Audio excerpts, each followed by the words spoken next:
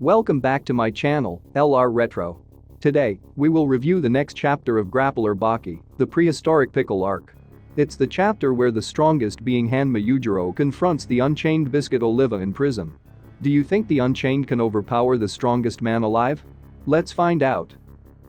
But first, please know that you can buy the new Grappler Baki volume collections, Baki the Grappler Season 1 and 2 DVDs, and Bandai's Grappler Baki figurine on the link on the description below.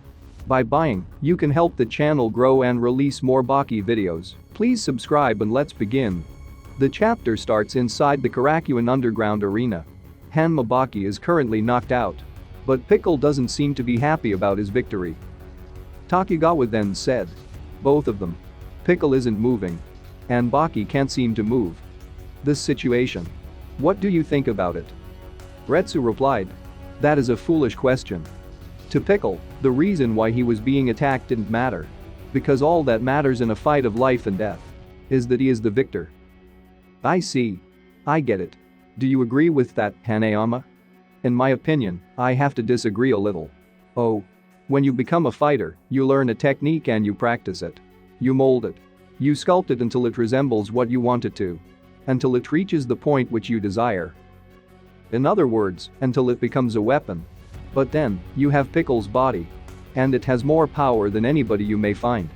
Furthermore, it wouldn't be possible for me to get that kind of body. Of course, I was born strong, but not that strong. And I got stronger with time as I learned new techniques. But still, not up to that point. When you were born as a fighter, I got really excited. And your words just now were really laced with sweetness.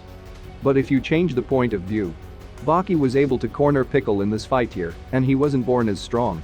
You have to factor in emotions as well. He truly wanted to win. Indeed, the words spoken by Retsu. The words said by Hanayama. Both of them were right, but both of them were slightly wrong. All of a sudden, the prehistoric man stands up. Then he slowly walks away from the arena. They then questioned. Is it really okay to let him leave like that? Yeah. Just leave him alone. He isn't some kind of animal. Plus if we did, Dr. Payne might just freak out on us again. We now go inside the clinic where Hanma Baki is admitted. However, the defeated Baki is not in the room. The doctor then said. Of course, he went out. It would be something if he waited and let me use this. Truly a unique and abnormal community here. Oh well.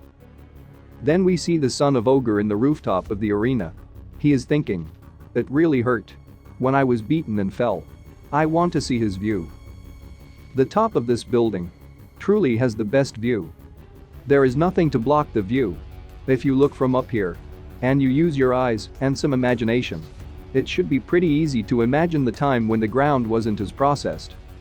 The Cretaceous era is truly superb. Pickle. Once in a while, you come here and enjoy the view, don't you? We now move on in the United States of America. In Washington, D.C. It was on this day in Washington, D.C., on a certain block within the city. In a hotel on the main street. Within a 700-meter radius of this place, the general public wasn't allowed to come close or enter. On 89 several spots on small and large corners. There were more than a few guards placed. This level of security was unusual, even for this situation. Inside the hotel, the President B. Obama was waiting. He then said. To enter a room without guards while I am outside the White House. This is the first time since I took the office that this has happened. And even though that right now, I am right in front of the most dangerous man on the face of the planet. I have to admit that it does satisfy my curiosity to be in front of you. It is almost irresistible to not become happy and feel as if I am in a dream. Hanma Yujiro then replied. You really know how to talk, don't you? I apologize if I offended you in any way. But it's very simple. It's just unreal for me to be in front of the person who was my hero since college. It is kind of hard for me to suppress my joy. Anyway, this began in the era of Ronald Reagan and has been handed over down the following generations. The codename Ogre. Also known as Hanma Yujiro. I learned this confidential information last week. It was the day that I came back from Chicago to return to the White House. So please understand that from the bottom of my heart, I am truly feeling. Then the ogre interrupted. Hey. Hurry up and finish. Sorry. I was too playful. Let's get down to business, shall we? This will be done in 10 seconds. The President Obama then recited the oath. As the representative for my country, I hereby establish a cordial relationship with Mr. Hanma Yujiro. We will respect the wishes of Mr. Yujiro without the prejudice of any life involved. We will comply to resolve any situation that would threaten this commitment. This treaty now stands as true friendship. I swear to God. On October 3, 2009, President of the United States, Barack Obama. Yujiro then said, "You can take it easy now. Going through this ritual every time sure is time-consuming. Master Hanma Yujiro. There is one thing. Will you please listen to my one selfish request? You little." Then the president took out a big coal. He then said, "If there is enough pressure placed on carbon, it will transform into a diamond. At least that is the theory behind it. I am sure that I will be completely convinced of this if I was to see it with my own eyes. Mr. Ogre. With your power, I am sure that you can show me. It is said that your power exceeds even that of a nuclear impact. Your grip should be unreal as well." The ogre replied, "You don't really have a lot to back up your theory, do you?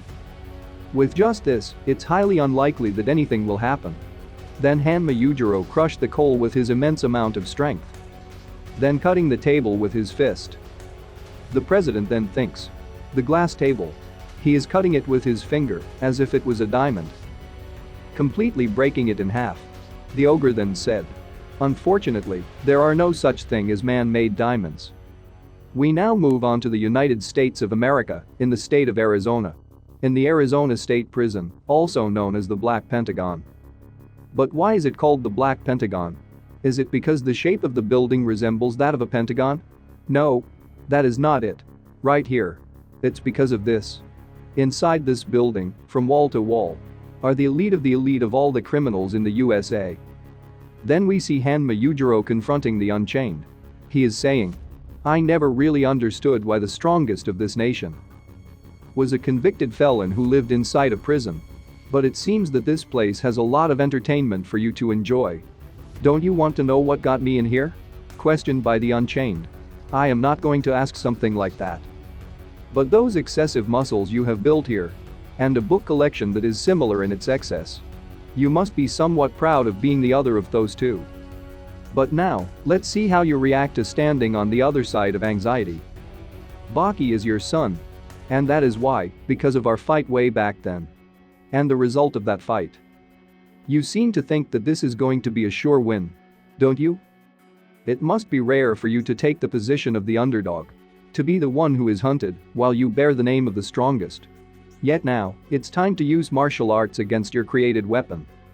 Therefore, if the underdog does win, what will you say? That it was an impure victory. What a dirty gained victory. What a vague victory. Will you say it because of a lack of sincerity? Impression, effort, diligence. They are all true medals to wear. And yet often, in a genuine fight, it will be overshadowed. And that is by victory. It could be simple or complicated." The Unchained then said, "Maybe this hitting game isn't the best option here." Then both of the strongest grabbed each other's hand. The ogre then added, "The moment of truth is really very simple to determine. It will depend on who can remain on top. The position of the head, the one who can keep his head up, will be the winner." Then we see Biscuit Oliva being overpowered by the strongest being alive. He is saying, "Damn it. It's gonna be like this after all." At this time, the head of Oliva Biscuit was 1,105 meters above sea level. And the head of Hanma Yujiro was 1,106 meters above the sea. What do you think of this chapter? Do you think the brute strength of Hanma Yujiro can even rival the strength of Pickle? Comment down your opinion below.